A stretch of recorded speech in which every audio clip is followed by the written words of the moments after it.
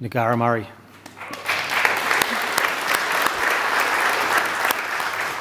Hello everyone, my name's Ngarra Murray and I'm a proud Wamba Wamba, Yorta Yorta, Jar Jar Wurrung and Dirral woman with strong family ties across Victoria and New South Wales. My inherent rights are my birthright, are collective and come from my connection to ancestors and country and through my father who is here today. To the traditional owners of the land, the Wurundjeri Wurrung and the Bunurong people, my respectful acknowledgement of you, your ancestors and elders and families. I acknowledge the tens of thousands of years of First Nations existence, occupation and our undeniable connection to this country, and I pay respect to all of us and our traditional owner groups today and our elders and elders here today like Auntie Eleanor, Auntie Kay, Auntie Carolyn Briggs. And also I acknowledge my kids that are here today. They've skipped school to come along today. Our countries hold the markings of our history, the very first fires, the ceremonies, the middens, the scar trees that made the canoes and the coolamans that carried our ancestors. A country that has felt thousands of generations of footsteps and was crisscrossed by our families. If it wasn't for the strength of those old people, we would not be here today. Our history teaches us that no matter how much we lost during the frontier wars and to colonialism, we were not defeated, as I and all of us are living proof. We have survived, we are resilient, and we continue to uphold the spirit of our ancestors, warrior men and women who rose up to defend our people and country and to pass our stories across time.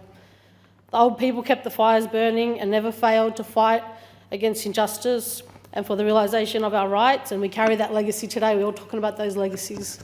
So it's so important. Our people have been at the forefront of the political movement here in Victoria and have mobilised the fight for political and civil rights as leaders, as trailblazers, as activists and advocates. They fought and continue to fight for justice, equal rights and our rights to country.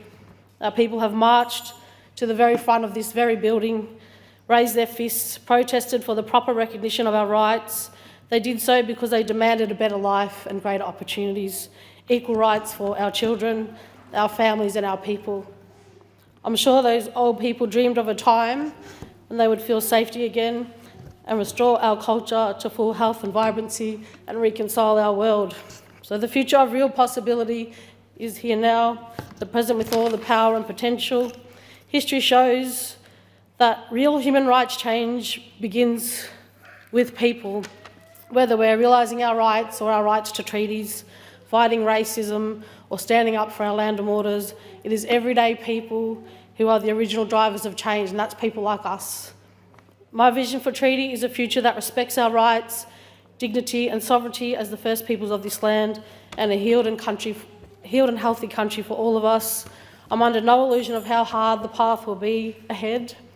What we must do is immense, but it will be the strength of our collective voices, the strength of our ancestors, our nations, our family, our children, the enthusiasm and hope of our elders that will get us to treaties. And I'm honoured to stand here today with you all as we continue the fight to right the wrongs of the past and a future with treaties. Thank you.